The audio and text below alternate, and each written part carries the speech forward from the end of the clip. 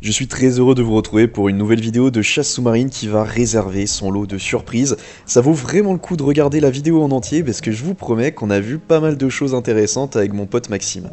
Ici c'est ma première apnée, j'ai trouvé mon premier coquillage, il s'agit d'une coquille Saint-Jacques. Alors la coquille Saint-Jacques c'est un mollusque que l'on va retrouver au niveau de certains gisements en Bretagne, notamment en Bretagne Nord, et c'est vraiment des mollusques très simples à ramasser quand on connaît ses spots et quand on a l'habitude de les pêcher. La coquille Saint-Jacques c'est tellement facile à pêcher qu'il y a des règles très importantes à respecter comme notamment la taille minimum requise avant de garder ton coquillage. Ici c'est 11 cm, donc ça fait à peu près la taille de la paume de ma main, c'est pour ça que tu as vu que j'ai posé le coquillage dans ma main. Et évidemment j'ai une réglette en plus pour pouvoir vraiment vérifier si le coquillage il est bien maillé. Et du coup là ma réglette elle est réglée à un peu plus que 11 cm, elle est à 11,3, comme ça je suis sûr de moi. Et tu as vu ici mon coquillage, il ne rentrait pas tout simplement dans la réglette, donc il fait la taille. Deuxième apnée, donc pas besoin d'être un grand ponte de l'apnée pour aller chercher des coquilles Saint-Jacques, puisqu'ici on va seulement aller à 6 mètres, entre 5 et 6 mètres. Avec Max on tient à peu près 30 secondes au fond, et puis en fait ça nous permet largement de faire notre quota de coquilles Saint-Jacques. Le quota de coquilles Saint-Jacques c'est 30 coquillages par personne, ici nous étions 4, donc on avait le droit quand même à 120 coquillages, vous imaginez, ça commence à faire pas mal de coquillages, mais c'est vrai que Noël ça approche et ça fait toujours son petit effet au moment du repas, voilà, en entrée ou autre, c'est vraiment top. Donc la coquille Saint-Jacques, comme tu as pu le voir, elle est vraiment posée dans le sable. Et c'est un animal en fait qui va se camoufler tout simplement en remuant le sable, en essayant de mettre du sable sur sa coquille. Et c'est comme ça qu'en fait que tu reconnais que le coquillage est vivant. Ici on est sur le point de vue de Maxime qui va, regarde, tu vas trouver une coquille Saint-Jacques et une deuxième juste à côté. Et comme je viens de te le dire, t'as vu, elles sont vraiment recouvertes de sable. Et ça c'est vraiment l'indicateur qui permet de te dire que le coquillage est vivant. En effet, sur la vidéo, tu vas voir qu'il y a beaucoup de coquilles vides de Saint-Jacques qui traînent sur le fond, et jamais avec Maxime on y touche, parce qu'on sait par expérience que ce sont des coquilles vides.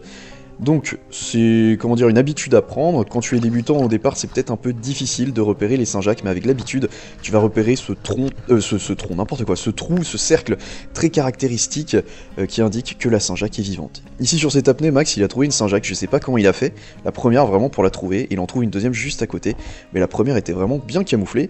Ensuite il va poursuivre son apnée dans un herbier de zoster, alors ça ce sont des algues très fragiles, faut vraiment éviter de s'amarrer avec ton ancre en bateau sur ces zosters, parce que sinon ça détruit tout, et en fait on se rend compte que dans les zosters on va vraiment pas trop retrouver de Saint-Jacques, elles sont vraiment posées sur les zones très très sablonneuses.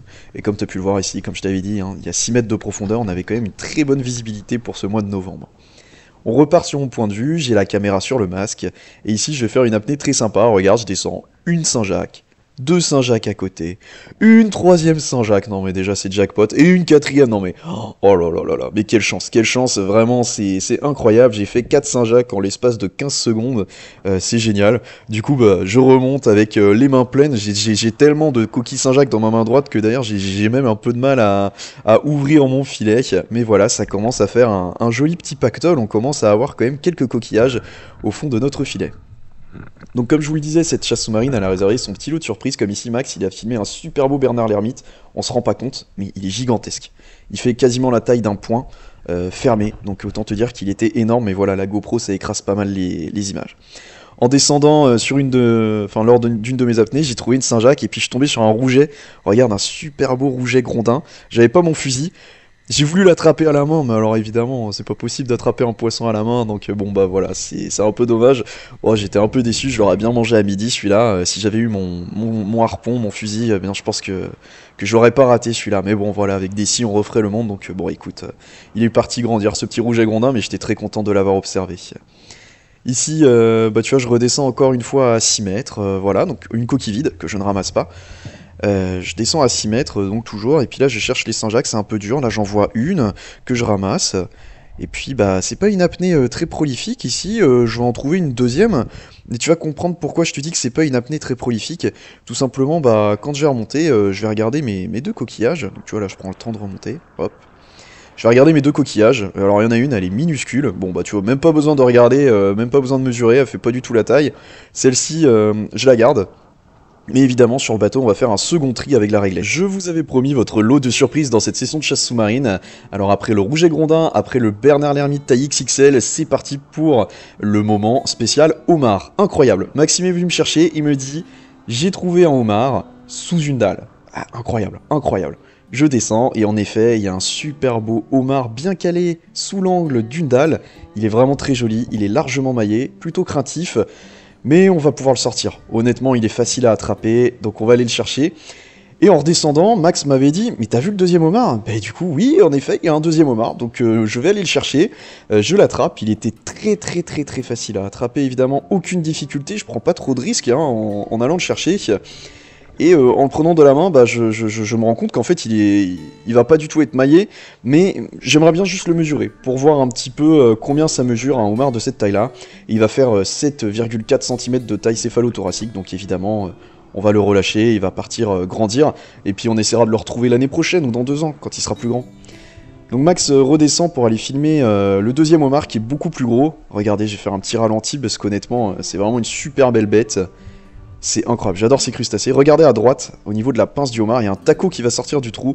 Vraiment, il a pas peur ce petit poisson, hein, parce qu'il pourrait se faire manger par le homard. J'adore ces scènes de vie aquatiques, c'est vraiment incroyable.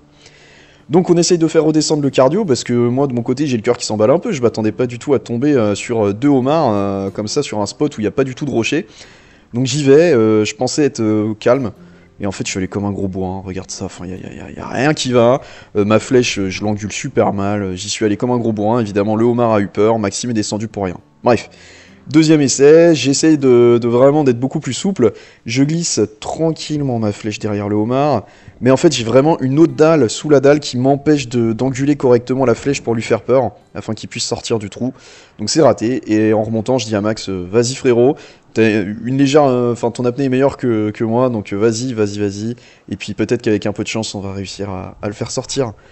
Du coup, bah, il est parti avant moi, donc je descends à mon tour pour essayer d'attraper le homard quand il va sortir. Donc Max, il a commencé à le gêner de l'autre côté, mais en fait, en descendant, on se rend compte que le homard, bah, il est plus du tout visible, et que, bah, on a complètement raté notre pêche. Oh là là, ça fait mal au cœur, hein. Mais bon, on va aller chercher d'autres coquilles Saint-Jacques en attendant, et puis on repassera un petit peu plus tard pour voir si c'est pas possible de le récupérer.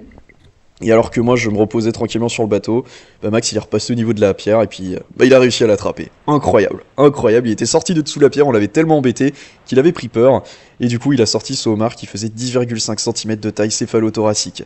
Et voilà le butin du coup de cette session de chasse sous-marine qui a été incroyable.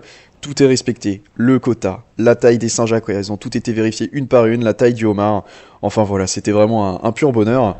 Maintenant j'aimerais vous présenter des images d'une session qu'on a réalisée cet été avec Maxime, une session de chasse sous-marine qui a été véritablement incroyable, avec un raté horrible. J'en ai fait des cauchemars pendant quelques jours, vous allez comprendre pourquoi, j'étais fou, mais fou furieux, je suis vraiment Mister Catastrophe, c'est terrible. On arrive donc sur ce nouveau spot de chasse sous-marine avec Maxime, on a été déposé en bateau et on ne connaît pas du tout ce spot.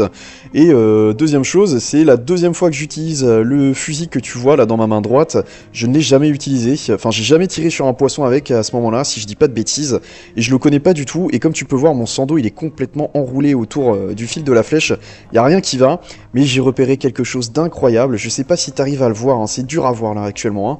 Mais voilà, j'ai le cardio qui commence à monter, j'ai chargé mon fusil et il va falloir que je sois terriblement efficace, terriblement précis pour réussir à tirer sur ce que j'ai vu. Est-ce que tu arrives à le voir là? Tu vois pas des petites taches un petit peu argentées au fond? Bon, je vais te le dire directement, c'est un énorme un énorme banc de barres, pardon. C'est un énorme banc de barres, il y en a 80 voire 100 et ils sont partout. Donc il va falloir bien prendre sa respiration, bien se calmer, bien aligner le poisson, choisir celui qui est le plus gros, le plus beau. Et puis faire en sorte qu'ils s'habituent à ma présence. Donc ça y est, là tu les vois, tu vois, ils sont tous là, ils sont en dessous de moi, ils sont à 3-4 mètres en dessous. Il y a combien de fond? Il y a 7 mètres je pense. Mais voilà, ils sont bien présents. Et il va falloir, comme je vous le dis, que je sois très précis. Donc là, je suis en train de m'habituer à eux et eux s'habituent à moi. Et puis je vais descendre tranquillement en canard. Voilà, ils sont juste en dessous. Je descends en canard. Et du coup, ils vont commencer à se rapprocher de moi. J'en vois un qui est vraiment joli, je l'aligne. Et c'est raté. Il devait faire 47 cm je pense, c'est raté. Voilà. Si j'en ai fait des cauchemars pendant des jours et des jours de cette action. Je savais pas trop comment vous la présenter en vidéo, mais voilà, Mister Catastrophe, vraiment. Bon bah écoutez, en tout cas si cette vidéo vous a plu, n'hésitez pas à laisser un pouce bleu, un commentaire, je réponds à tous vos commentaires, abonnez-vous et puis on va se retrouver prochainement pour d'autres vidéos. La chasse sous-marine ça va se calmer pour les prochains temps parce que là c'est l'hiver, hein. Évidemment à l'heure actuelle là on est On est fin novembre, début décembre, là, quand je suis en train de commenter cette vidéo, donc voilà, la chasse sous-marine, ça va se calmer un petit peu, mais je devrais faire quelques sessions de pêche au calamar et de pêche à la sèche, comment dire, à la canne. Allez, je vous dis à bientôt dans une nouvelle vidéo.